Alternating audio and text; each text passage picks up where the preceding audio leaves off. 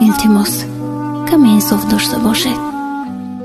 وقتی کسی رو دوست ندارید نگذارید با دروغتان دنیای برای خودش بسازد که روزی با دنیای آن زیبایش بمیرد و نابود شود.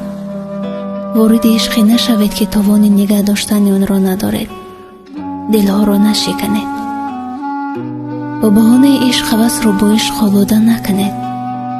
عشق نیست که دلش را برنجانی یا که با نبودنهایت صبرش را امتحان کنی. میدونی وقتی دل میرنجد چقدر شکسته میشد.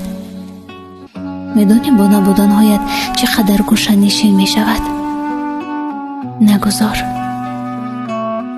چشمهای با عشق و دلش با نبودنهایت عادت کند. بگذار همیشه لبخند عشق در لبهایش باشد.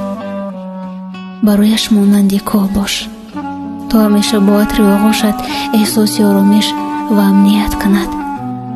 عشق چقدر زیبا می شود اگر دلهایمان را آری از فریب و خیانت بسازیم. چه زیبا است با همه وجود عاشق یکی باشی.